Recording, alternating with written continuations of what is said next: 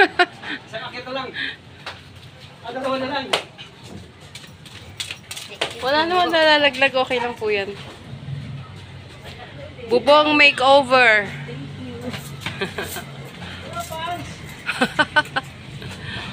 Bubong makeover. Bubong muna.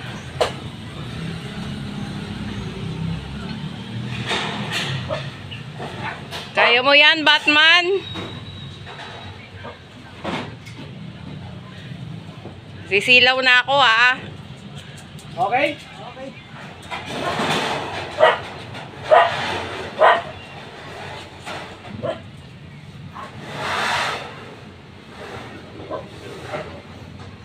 Yan ang tinatawag na long span.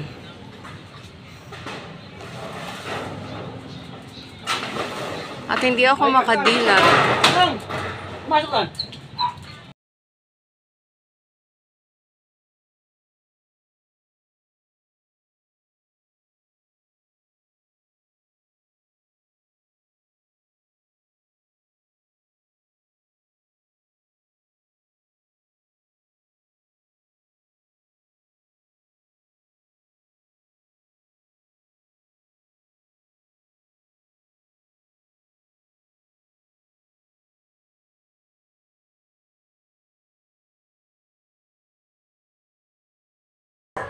Yan po ang lumang yero na papalitan kasi malalaki na ang kanyang pagtulo sa ulan.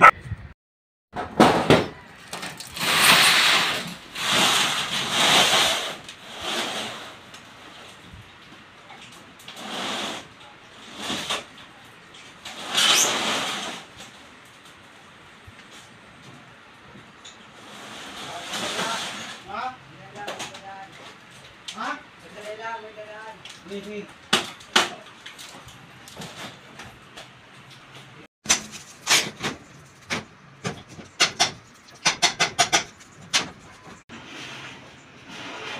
Yun pala yung wini-welding nila sa taas. Akala ko kung ano lang ang pinaggagawa ng mga to. Hi. Hi, Kuya! Hello. Hello, Vans.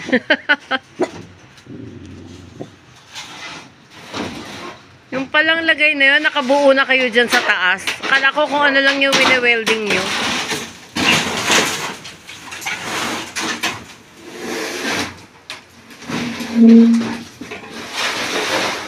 Grabe pala yung butas, no?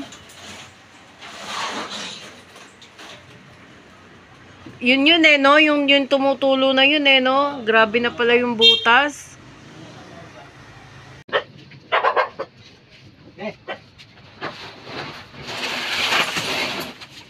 Okay.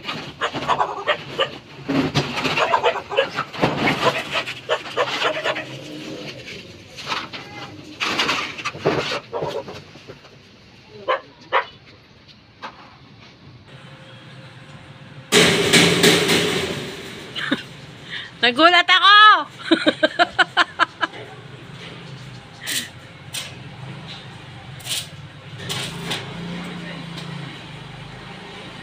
Huwag kasing magkakape.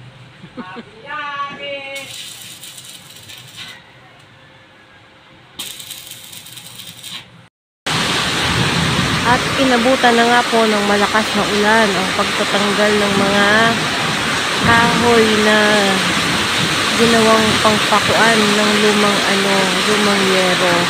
Ayan, si Kuya babang masana, hinihintay niya yung mababaklas na kahoy para itabi doon sa kabilang side para hindi nakakalat. Diba? Yan ang trabaho na talagang dedicated.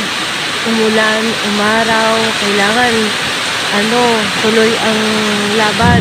Sabi nga, the show must go on. Kaya dapat yung pinapahalagahan natin ng trinatrabaho ng mga skilled workers kasi yung kanilang passion at dedication sa paggawa hindi mo matatawaran talaga. Oo naman, nahihirapan silang baklasin yung mga lumang kahoy kasi kaya parang medyo matigas, matagal matanggal yung mga pako. Saka syempre mabigat yan, ano. Pangawit din yan. Tapos ang tungtungan mo, ganyan-ganyan lang. Ay!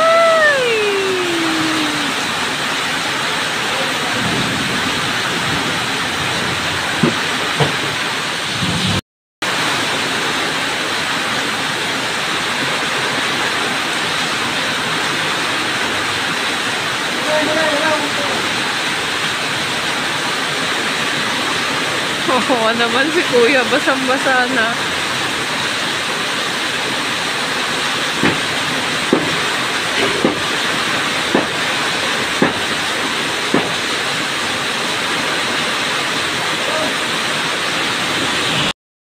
Tinatanggal na yung skeleton, yung dating ginawa na pakuan ng lumang bubong para lumabas na yung bagong bubong. Yay! Kawawa naman sila. Lalo yung si Kuya. Yung Kuyang payat. Saan na yun napunta? Dulo ng bahay. Grabe. Ayan na nga siya. Ito na yung dating open area na kadikit ng kapitbahay na sinara na namin. Kasi nga dyan dumadaan yung mga pusa sa mga roof.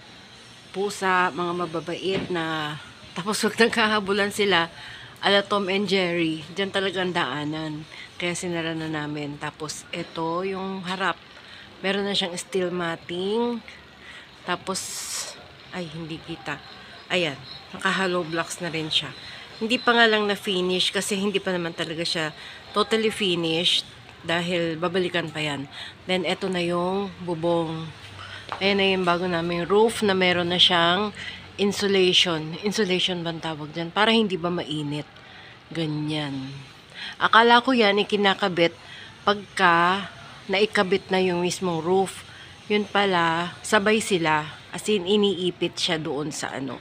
And then, itong area na to, ayan yung area na yan, hindi pa yan tapos. Hindi pa natapos kasi that time medyo gahol na sa oras. Pare-pareho na kami may mga schedule, kaya sabi namin risked na lang yan. Pero yung mga materyales na. Natanggal na rin yung mga skeleton, mga ginawa nilang parang scaffolding. Naiwan yung kasi yan sa wiring yan, aayusin pa yan. Tapos itong aking sampayan na hindi pa pwedeng mawala ang aking indoor sampayan. At pag natapos yan lahat, papalitan nila na mas matibay yung sampayan ko. So, ayun. Hindi naman masabi natin na finished, almost done. At least nagkaroon ng improvement ang aming bubong. Kaya ayan, thank you God na hindi na tumutulo sa loob ng bahay. Sabi nga ng isang preacher, huwag mo sasabihin na pag nagkapera ako, gagawin ko to, gagawin ko yan. Kung di, pagka meron ka, idaos mo na talaga. Kasi kung hihintayin mo yung time na magkakapera ka, it will never happen. Kasi na-test ko na rin pag nag-iipon ako, pagka medyo malaki na naipon ko, biglang may dadating na pagkakagastusan. Kaya ayun. Thank you Lord. Thank you Lord. Naayos na po yung bubong namin. Till next vlog. Love you all.